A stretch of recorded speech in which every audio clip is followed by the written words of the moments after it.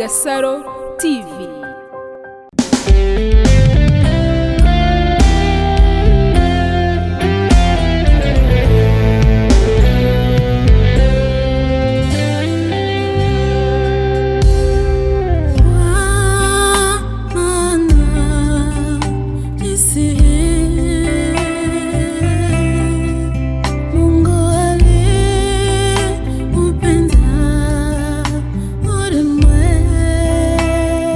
Gasaro TV tubahaye ikaze umerereye impande n'impande ndetse tunabashimira mwese mwakoze subscribe nawe utarayikora uyiriho mwaya mwiza ngo uyikore ubone ibiganiro byiza Gasaro TV tukugezaho. Mwese muduhe ibitekerezo byanyu byiza muri comment, murabingenzi kuri twe.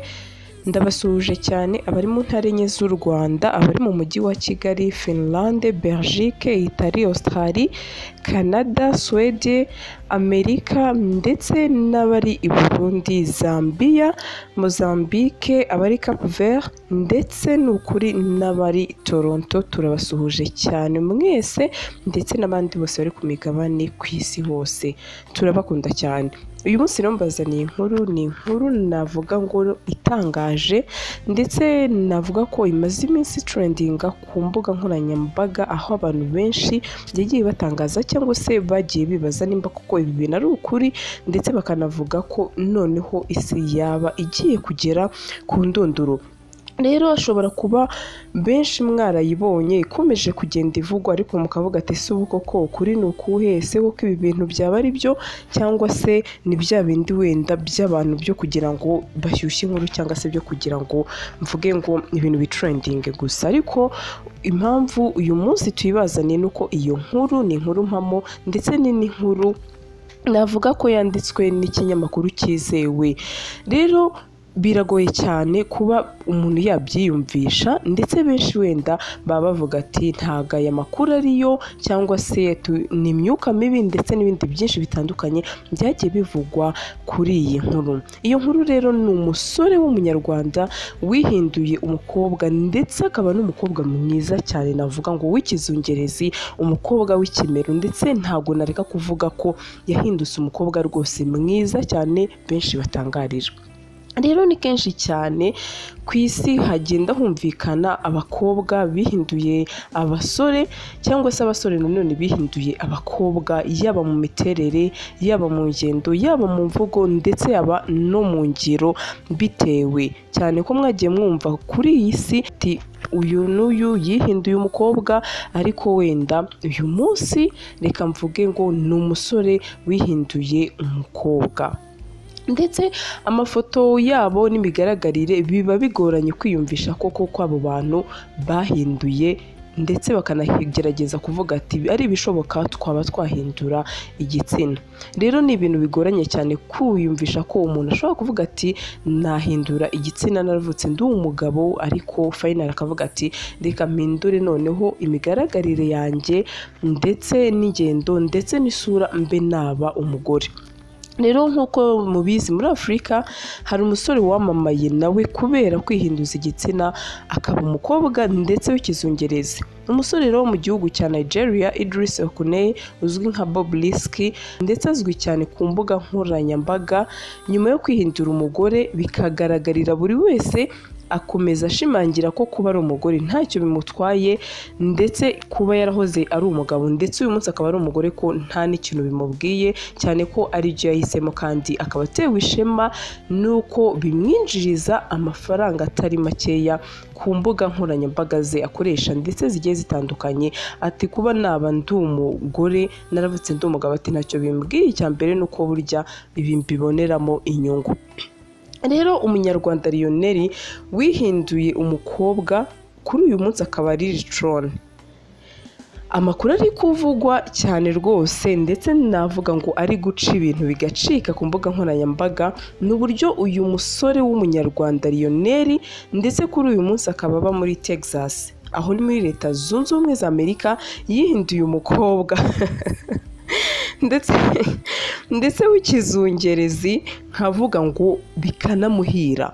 Aho kuri uyu munsi rero uyu mukobwa, reka mvuge umukobwa, akaba ari we Lilitron, akaba afite igitsina cy'abagore, amabere y'abagore yewe ndetse n'umubiri we ni uw'abakobwa nta gushidikanya. Rero nk'uko muri kubibona murabona ko umubiri we uratangaje ndetse utaramuzi ushobora kubona ko ari umukobwa wavutse neza ariko ameze atigeze yihindura igitsina. Rero amakuru avuga ko mu mwaka wa 2019 uyu musore yihinduye umukobwa. Ngira ngo rwose murabibona mbere atarahinduka umukobwa urabona ko yari umusore mwiza cyane rwose, urabona ko yari umusore wambara neza costume ndetse ukabona ko yaberwaga cyane.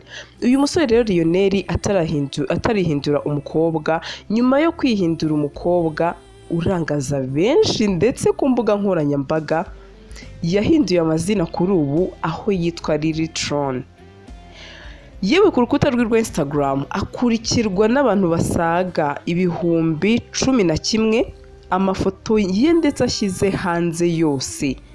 Benshi bakaba bayakunda babona ari umukobwa mwiza w'agahebuzo, ndetse abagabo benshi cyangwa se abasore bakaba bakomeza cyane kumutereta bazi yuko ari umukobwa, ndetse benshi bakaba bakomeza kumwaka urukundo bavuga ati uri umukobwa mwiza w'ikimero rwose ufite taye nziza, aho wenda benshi batari bazi aya makuru.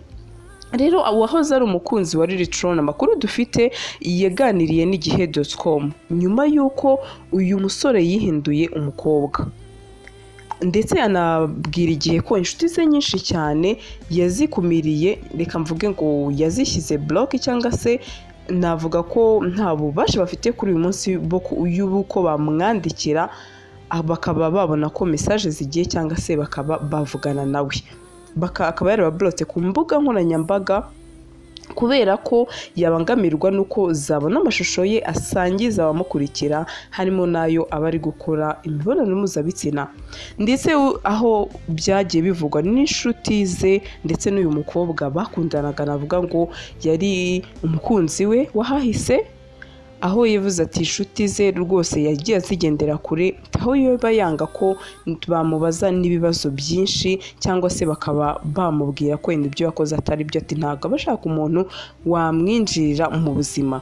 Rero nk'uko muri kubibona rwose hano urabona ko uno mukobwa Lilitron wihinduye umukobwa, ndetse navuga ngo ubwiza bwe burangaza benshi. Urabona ko rwose afite look y'abakobwa, uramubona rwose yarayihinduye, ndetse reka mvuge ngo n'amabere urabona plante rwose ntiwamenya ko yahoze ari umuhungu.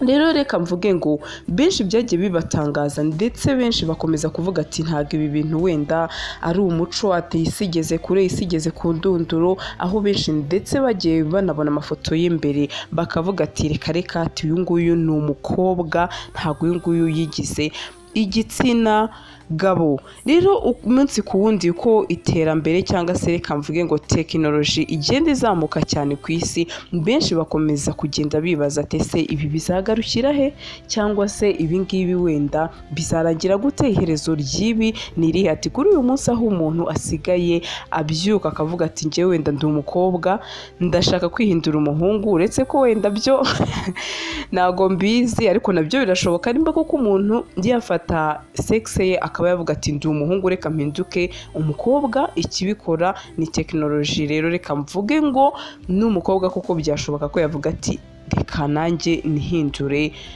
umuhungu.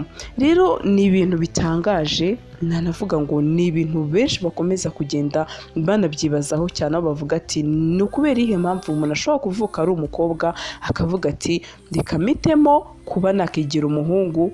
Icyo ni ikibazo benshi bakomeje kugenda bibaza, ndetse nakomeje kugenda mbona ano mafoto acicikana aho benshi bagiye bapostinga batandukanye bari kwibaza ati ese koko uyu muntu nibyo yari umusore? Ati ntabwo ibi byashoboka, kuko ntabwo umuntu yahinduka akihindura gutya, ndetse akaba yanahindura amabere. Ati ntabwo ibi bishoboka, ndetse tuve no ku mabere ko yavuga ati reka nihindure igitsina. Ibyo byose rero reka mvuge ngo birashoboka cyane nk'uko amafoto agaragara, ndetse ino nkuru ahanini ukaba tuyikesha inyarwanda.com. Rero ni ibintu bitangaje cyane, urabona rwose ko mbere yari umusore nanone mwiza, ariko n'uyu munsi reka mvuge ngo yavuyemo inkumi nziza. Ni ibintu rero bitangaje cyane, ndetse n'ubibona wenda navuga ngo muri Afurika cyangwa se umunyarwanda cyangwa se umunyarwandakazi byamutangaza cyane, kuko wenda abanyarwanda cyangwa se abanyarwandakazi cyangwa se muri Afurika ntabwo byari bimenyerewe cyane. Uyu musore rero akaba ahanini ubona ko ari we wavugishije abantu cyane, ndetse akanabatangaza cyane uko byagenze, aho kuri uyu munsi rwose byagiye bivugwa ko hari abantu benshi batandukanye ndetse muri bamwe banazwi bagiye bamwibeshyaho bakamutereta bazi ko koko ari umukobwa by'ukuri, ariko nyuma amakuru akaza kumenyekana ko yahoze ari umuhungu, ndetse nk'uko n'umukunzi we yabitangarije igihe.com akavuga ko yahoze ari umuhungu, ahubwo nyuma akaza kwihindura akavuga ateka nihindure umukobwa. Ndetse aho n'uyu mukobwa nawe yavuze ati kuba ndi umusore nta kintu byanyinjirizaga cyane, atari kuri uyu munsi ndi umukobwa ninjiza amafaranga menshi cyane atari make, ati ndetse yaba no ku mbuga nkoranyambaga zanjye ndinjiza cyane amafaranga. Reka mvuge ngo rero reka tugume duhanga amaso aho isigana cyangwa se aho isi yerekeza, aho benshi basenga bavuga ati ibi ni ibihe bya nyuma, cyangwa se ati ni bya bihe intumwa Pawulo yavuze, nimba ntibeshye koko ya. Rero reka mvuge ngo ni ukuri we wafunguye iyi nkuru, we wayikurikiye, uri uw'ingenzi kuri twe, ndetse natwe ntabwo tuzahwema kukuba hafi mu bihe bitandukanye, ndetse nkubwira ngo wewe uhisa utarakora subscribe, byaba ari cyo gihe cyiza ubonye ibyo dukora bigushimishije yuko nawe wakanda kuri ako kantu k'umutuku, hanyuma ukajya ubona amakuru yose tukugezaho. Njyewe rero twari turi kumwe muri iyi nkuru, ni Sandra nk'ibisanzwe, musanzwe mubona mu zindi nkuru, nakagaruka, ciao, naho ubutaha. Gasaro TV.